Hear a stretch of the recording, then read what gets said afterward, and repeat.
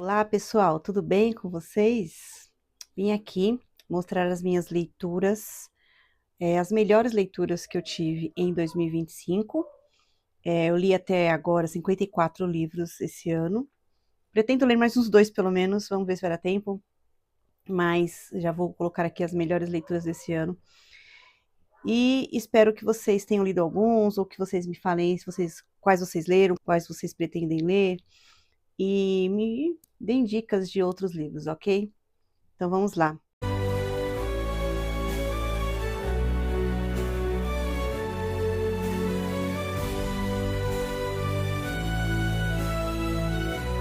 É, quis escolher aqui 12, né? Mas na verdade tem duas categorias aqui que não tem como falar, esse é o melhor, porque são categorias diferentes. Então eu escolhi uma categoria de crescimento pessoal, né? De ajuda, de estudos, livros de estudo, um livro que é mais para a gente aprender, né? Crescer assim intelectualmente, espiritualmente, de uma maneira mais concreta. E eu escolhi dentre esses livros, eu escolhi um que representa aqui os livros que eu estudei. Estudei muitos livros na parte pedagógica, na parte de crescimento intelectual, mas tem um livro que me impressionou, que foi esse aqui, A Vida Intelectual, do Sertilandes. Ele é um livro assim que, sabe, marquei muita coisa, que é um dos livros que fazem parte do meu clube de literatura e letramento para pais e educadores, que a gente estuda muito educação clássica, né?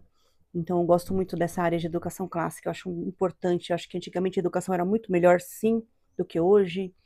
A gente vê aí, né, as consequências, apesar de hoje a educação estar mais aberta às pessoas, infelizmente não está ainda com a qualidade que deveria ter.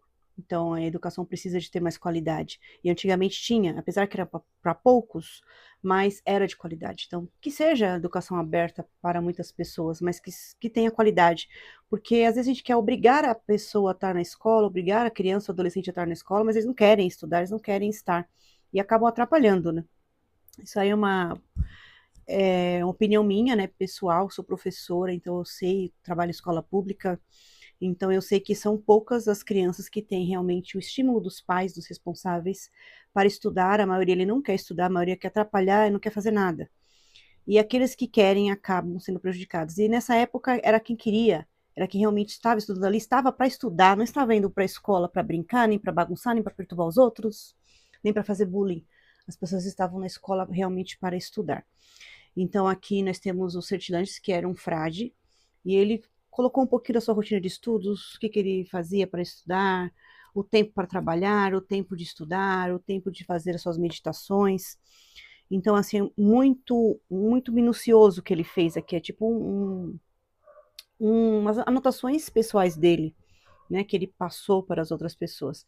Então, assim, são muito, assim, como se fosse regras, né, como se fosse indicações, conceitos para que a gente possa estudar direito, né? Principalmente quem é cristão, quem busca essa área de estudo voltado também com a educação espiritual. Eu acho que não dá para separar os dois, é muito importante as duas coisas. Então, é um livro que dá para ler de novo, ler e reler, é um livro de cabeceira que tem muita coisa para ensinar. Eu tenho a aula dele completa lá no meu clube.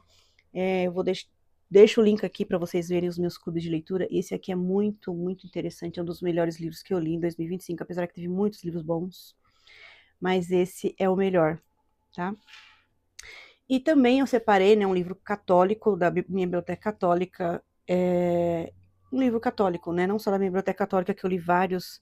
E tem muitos livros bons. Tem uns que eu reli, né, para poder fazer também que fazem parte do clube de literatura e letramento católico para adultos, pessoas que são católicas e querem realmente entender melhor a sua fé, entender mais as coisas, se instruir realmente, né? Porque muitas pessoas deixam de ser católicas porque um falou isso, outro falou aquilo, mas não se instrui no que realmente é a Igreja Católica, do que realmente ela ensina. Então, um dos livros que eu não tinha lido antes, que estava no clube, é esse livro aqui de Santo Afonso Maria de Ligório, Preparação para a Morte. É um livro impactante, impactantíssimo, né? Acho que eu li na quaresma, então a cada dia que você vai lendo, você vai pensando um pouco na sua vida, pensando na sua morte, pensando nas verdades eternas, pensando o que você precisa fazer para ter uma boa morte, o que você vai deixar aqui, o que sua alma pode enfrentar, né? Depois da morte, de bom ou de ruim, depende das suas atitudes. Isso independente de você ser cristão, católico ou não, a gente sabe, né, que o que a gente faz aqui, o que é de bom é o mais importante, o que fica para a posteridade e o que isso impacta na nossa vida. Eu acredito muito na lei do retorno, que a gente faz tem consequências. Então, com certeza, assim, ainda mais com a fé cristã, a gente sabe que realmente tem consequências. É que Deus vai ser o Deus da justiça. Agora ele é misericórdia, mas após a morte ele é justiça. Então, é um livro bem impactante, de coisas que você fala, preciso pensar, preciso repensar nisso, preciso ver se eu estou indo no caminho certo, no caminho que Deus quer para mim. Então, é um livro assim que o Santo Afonso ele fala de modo sem papas na língua, sabe? Ele fala realmente, você vai apodrecer, né? O seu cadáver vai estar ali cheio de larvas. O que você fez, né? Então é muito, muito forte, muito importante. Também tem aula lá no meu clube. E quem quiser entender mais, ver mais sobre isso, a gente pode conversar sobre isso lá. E é assim, muito, muito importante mesmo. É um dos livros cristãos católicos que eu achei mais importante que realmente todo católico precisa ler, né? Agora, tirando aí a parte de crescimento pessoal e católicos, cristãos, livros cristãos, vou passar aqui para minhas 10 melhores leituras ficcionais, né, de literatura, realmente. As duas primeiras também eu vou separar, que seria melhor para adolescente e para crianças, que é o que faz parte, né, da minha vida de professora e de educadora, dos meus clubes também. A, a 10ª aqui, então, vai ficar para os adolescentes, a melhor leitura de adolescente que eu li. Então, para adolescentes, né? Um livro que achei muito, muito interessante. Percy Jackson e o Ladrão de Raios. Esse é o livro 1, né? Do Rick Riordan. É um livro que ele escreveu para incentivar o filho dele a ler. Então, ele começou a escrever mais para o filho. E ele colocou mitologia grega aqui. Então, isso aqui foi muito, muito interessante, muito bom, porque você tem que estudar um pouco da mitologia para entender um pouquinho essa história, e a mitologia grega é muito importante para a nossa educação, né? São os primórdios ali da nossa educação, é a mitologia. Então, uma coisa que acho que é um estudo que todo mundo devia, né, fazer, é estudar a mitologia grega. Desde os Homero, né? É, Lusíadas, essas literaturas clássicas mais antigas, e toda a mitologia. Eu acho que é muito importante a gente estudar. Isso faz parte da nossa história, né? E também tem muitas referências na atualidade, em todas as épocas, né? Tem muita referência à mitologia grega nos livros, nos filmes. Então, é importante que a gente leia, entenda um pouco mais da mitologia grega. E ele fez isso aqui maestralmente para os adolescentes, para os jovens. Então, eu achei muito legal.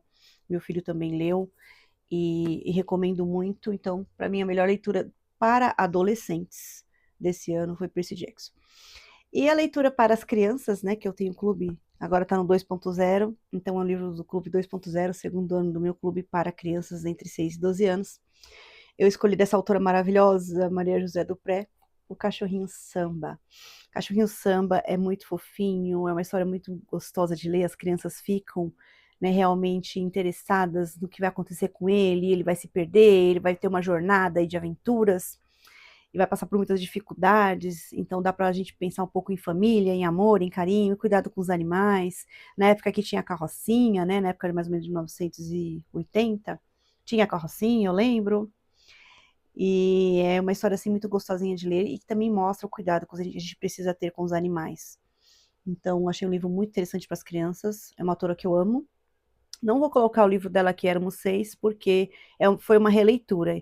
Então, seria um preferido da vida, né? O Éramos Seis, que é o livro que ela tem um dos livros que ela tem para os adultos. Mas esse é para criança, tem uma série de livros do Cachorrinho Samba, esse é o primeiro. Tem a Ilha Perdida, então é uma autora brasileira muito, muito interessante. Então, essa é a minha melhor leitura do livro do Clube para as Crianças. Agora, para mim, né, o livro que eu li, que eu gostei, vou colocar aqui as minhas opiniões aqui, né? Então, estamos aqui, né, até o que eu li, o que eu achei o livro mais interessante do ano. Então, vamos começar aqui com O Diário do Sr. Darcy.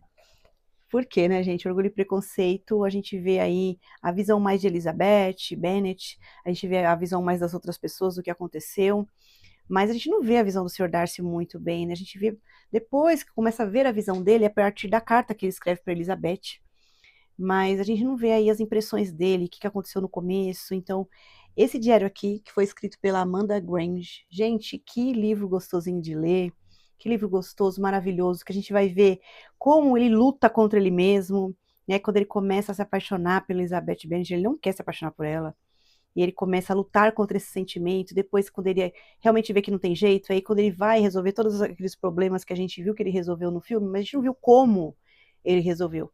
E aqui vai explicando o que aconteceu aí, todas as atitudes que ele fez. É muito gostoso esse livro de ler. Então foi um dos melhores, para mim, que gosto do livro da Jane Austen, Orgulho e Preconceito, dos livros dela, foi muito bom. Um livro de um autor russo, que eu conheci esse ano, né? Tem 2 dele aqui na minha lista, mas é um livro bem impactante que eu li para os jovens também, li com o meu filho, e é o livro A Morte de Ivan Illich, um livro bem fininho, mas muito forte. Ele mostra o Ivan em seu leito de morte. Ele começando a vida dele, mostra o início da vida dele, depois mostra que ele adquiriu uma doença de uma maneira muito boba, mas é assim que acontece, né? Fatos aleatórios que acontecem na nossa vida que pode causar outros problemas que a gente não espera. E é claro que a morte a gente não espera nunca, a gente nunca acha nunca sabe como a gente vai morrer. E às vezes a gente não quer pensar, como eu falei aqui do Santo Afonso de Ligório, a gente tem que pensar na morte, sim. Esse livro comprova, né? Ele morreu e ele mostrou pra gente que a gente precisa pensar na morte. Pense em o que você fez, se você aproveitou sua vida, se você fez o que era certo, se você aproveitou sua família, se você deu valor às pessoas que deveria dar, se você só ficou no trabalho, se você está sendo uma pessoa medíocre, ou se você está fazendo alguma coisa importante, né? A gente precisa trabalhar, mas também precisa fazer outras coisas, coisas importantes, coisas para a gente deixar o rastro na vida, para os nossos filhos, deixar um legado. Será que ele fez isso? Então, isso mostra pra gente como a gente deve não fazer na nossa vida e como a gente deve tentar melhorar. Então é um livro que realmente vai ficar marcado aí pra minha vida, vai ser um livro que eu não vou esquecer e pretendo até reler ele futuramente, né? Muito importante. Então esse é um dos melhores livros que eu li esse ano do Tolstói. Do meu fofíssimo Dostoiévski, né, gente? Primeiro livro que eu li do Dostoiévski foi Noites Brancas. Outro livro fininho, mas muito fofo, muito importante. O primeiro contato que eu tive com Dostoiévski, que se tornou um dos meus autores preferidos da vida. Fala sobre a história de um sonhador.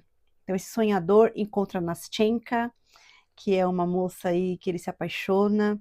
Nós vamos ver esses momentos que ele passa com ela, momentos que valem a pena, momentos que são importantes para ele. Então, é um livro muito fofinho, romântico, que deixa um quentinho no coração. O final, às vezes, a gente fica um pouquinho chateado, mas é interessante as últimas frases que ele coloca aqui no livro. Não leiam antes de ler a história primeiro, mas é muito fofo, nunca vou esquecer essa história. Agora vamos aqui para os top 5, né? Só o top 5 aqui. E esse aqui que eu li, gente, também foi a minha primeira leitura com o Tolstói. Antes do Ivan Illich, eu li esse aqui, que é Ana Karenina. Um livro polêmico, né? Eu gostei tanto que eu fiz resenha. Aí tem a resenha dele no canal. Eu não fiz muitas resenhas esse ano, mas pretendo fazer mais ano que vem. Mas esse eu tive que fazer. Fui quase cancelada por fazer a resenha desse livro, por pessoas que acho que não entendem, nunca leram a história, e por ouvirem falar, acham que é só um livro sobre traição. E não é. É um livro muito importante, é um livro que mostra as consequências da gente agir pela paixão, né? Pelas vontades da vida, pelos vícios, e a gente agir também pelas virtudes. Nós não temos só Ana Karenina aqui, né? Nós temos o Liev, né? Acho que é praticamente o mesmo nome do autor. Em algumas traduções está de um nome diferente, e em algumas traduções está com o mesmo nome do Lev Tolstói.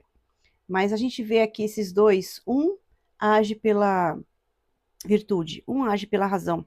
Mesmo ele sendo rejeitado, ele não se desconta nas coisas, ele vai para o trabalho, ele vai, sabe, afogar suas mágoas em trabalhar, em fazer, tentar fazer sempre o que é certo. Ele tem muitas dúvidas na mente, acho muito legal no final a filosofia que ele faz, falando dessas dúvidas, meditando sobre o que ele pensa. Temos aqui famílias, né? São duas famílias aqui, histórias de duas famílias, mas na verdade também tem a do Nicolau, né? Nicolai, que também é um marido que não é nada bom.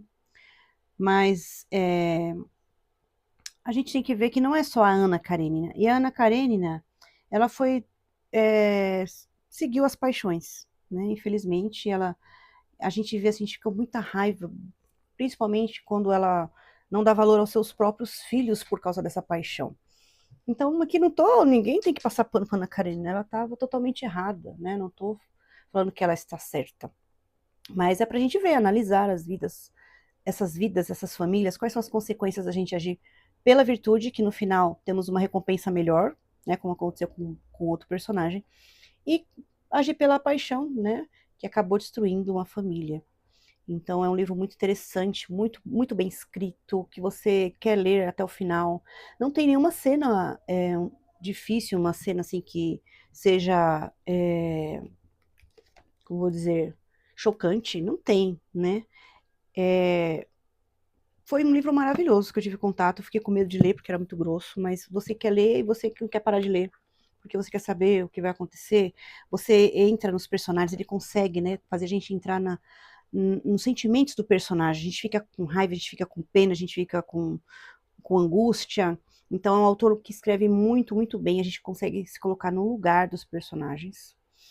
E assim, achei muito interessante do Liev, como ele foi sensato nas suas convicções, mesmo que as pessoas da sociedade lá impunham algumas coisas que tinha que ser daquele jeito, ele não quis saber também de ser como as pessoas da sociedade. Ele falava o que ele pensava, mesmo que não era certo para a sociedade. Ana Karenina também, ela fazia coisas que realmente não era, que a sociedade não ia gostar.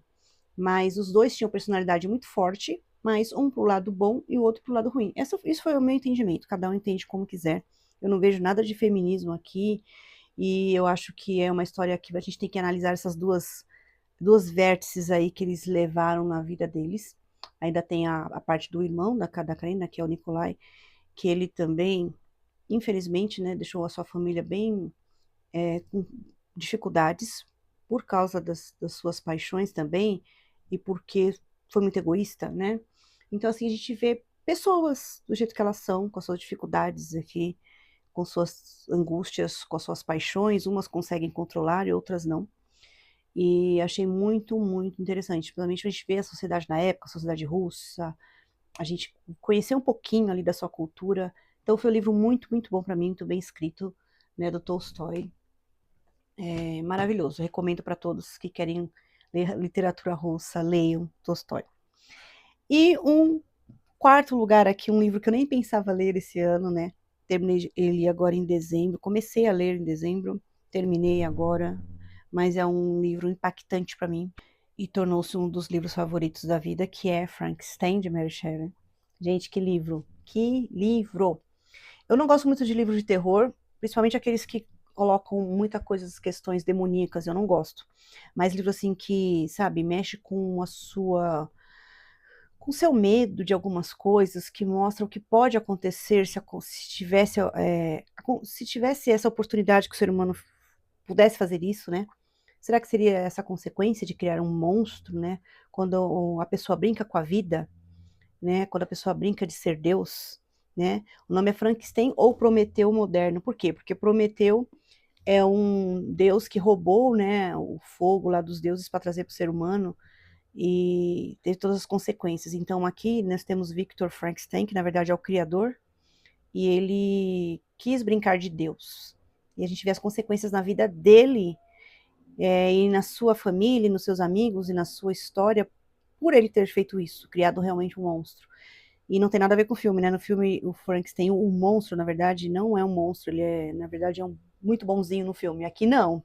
Ele não é bonzinho, não. Ele é muito inteligente, gente. Eu tinha uma ideia do Frankenstein ser um bobão, assim, um monstro, que nem sabia falar direito. Esse aqui, ele leu vários livros aí da literatura clássica, né? O Mundo Perdido. Então, assim, ele é muito inteligente e ele usa essa inteligência, mas não para fazer o bem. Então, a gente vê a consequência de tudo. E também você fica pensando, será que Frankenstein realmente existiu? Na história, né? Ou era o próprio Victor Frankenstein, ou Frankenstein, tipo o médico e o monstro, sabe? Eu fiquei nessa dúvida. Vocês que já leram, falam pra mim, o que vocês acharam? Será que ele foi o causador de tudo e ele achava que tinha criado um monstro, mas na verdade era ele mesmo? Ou ele criou? Fiquei com essa dúvida aí. É, pode ser que a autora tenha feito isso de propósito, e aí fica mais interessante ainda a leitura desse livro. Recomendo muito, é um dos meus preferidos da vida, esse livro aqui. Muito interessante a gente pensar, né, no ser humano. A gente vê agora inteligência artificial, o que estão fazendo com a inteligência artificial, né? Dá para dar uma relacionada aí com ele. Agora chegou no meu top 3, né? Os 3 favoritos de 2025. É claro que ia ter a Rainha do Crime aqui, e é um livro que todo mundo falava bem dele, e eu comecei a ler, depois parei, e achei o começo meio devagar. Realmente o começo da história é meio devagar, mas depois que entra ali, vai em frente. Eu tô falando de Não Sobrou Nenhum, né? Ou antigamente era o caso dos 10 Negrinhos, foi mudado o título, né? Por ter um título considerado um pouco racista, mas ela fez por causa de uma canção aí até infantil, né? A gente sabe que as histórias infantis são macabras, né? São difíceis, não é como a de hoje em dia. Então, era 10 negrinhos que cada um ia morrendo de um jeito. Tem a música, que tem a história dos 10 negrinhos. Tem a canção, até marquei, né? Vou ler o começo aqui para vocês, que eles mudaram para soldadinhos, então, para não ficar com racista, né? Porque na época era diferente, a cultura. Hoje em dia, a gente tem um pensamento muito melhor, né, a respeito disso. Então, realmente, eu concordo em ter mudado. Aí fala assim: 10 soldadinhos saem para jantar, a fome os move. Um deles se engasgou, então sobraram 9. Aí tem 9 soldadinhos acordados até tarde, mas nenhum está afoito. Um deles dormiu demais, então sobraram 8. E vai indo, vai sobrando até sobrar um, depois não sobrou nenhum. E é o título, e não sobrou nenhum. Tem um livro, acho que é da Tatiane Belink, que é Os 10 Sacizinhos. E se você ler esses 10 sacizinhos, eu até tenho ele aqui, mas eu não peguei aqui. Qualquer coisa eu deixo aqui para vocês verem. Minha filha já leu, já li na escola, e é mais ou menos assim também, os 10 sacizinhos. E não sei se ela pegou a referência dessa música, mas é desse jeito. Aí não vai sobrar também. Acho que sobrou um, não sobrou nenhum no final da história, não lembro agora. E aí, gente, do jeito que eles estão morrendo aqui, um morreu engasgado, outro dormiu demais, vai fazendo a referência a cada um. E são 10 convidados para uma ilha, são convidados para ir numa ilha, passar uma temporada lá. E nessa ilha, eles são acusados de cada um ter feito um crime. E aí vai falar que eles vão pagar por esse crime. Então, realmente são 10 pessoas que cometeram crimes e não foram punidos judicialmente, né, não foram punidos. E aí aqui vai ser feita a justiça sobre esses crimes que essas pessoas cometeram. E a maioria não assume que cometeu esse crime, a gente sabe que cometeu. E eles vão vendo um a um morrendo nessa ilha, um a um morrendo. E um deles é o assassino. Um deles está lá. Eles não têm contato com ninguém nessa ilha, não vem mais lancha, não vem mais ninguém para acudi-los.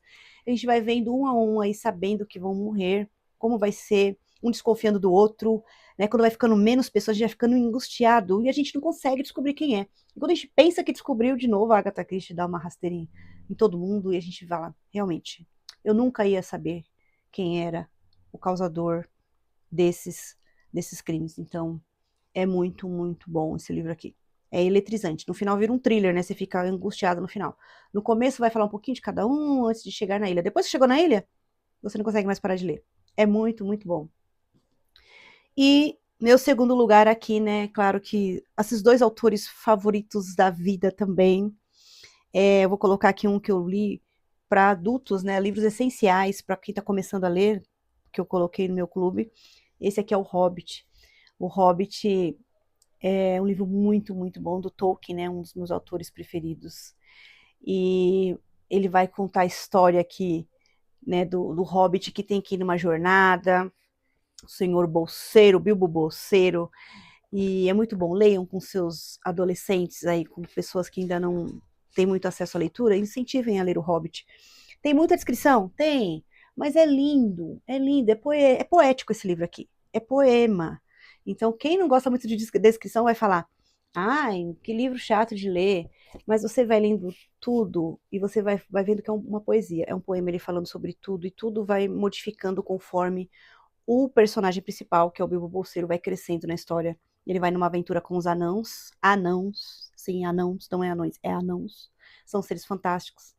E ele vai ajudar a tentar expulsar um dragão ali que tomou conta do lugar onde era a Terra dos Anãos, né, nessa montanha, sobre a montanha.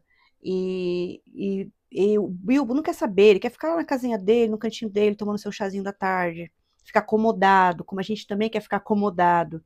Mas aí ele vai melhorar muito, assim, crescimento, vai se tornar um personagem que vai vivenciar muitas coisas, e aí vai querer esse prazer pela aventura. A gente vai ver depois no Senhor dos Anéis que ele vai também, de novo, querer partir em uma aventura, porque ele gostou tanto, né?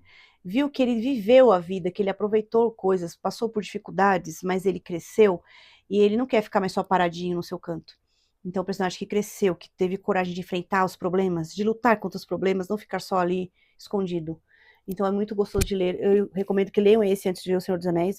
Se passa antes da história do Senhor dos Anéis. E também é um livro bem mais fácil de ler do que O Senhor dos Anéis. Mas O Senhor dos Anéis também eu pretendo continuar, terminar a ler o ano que vem.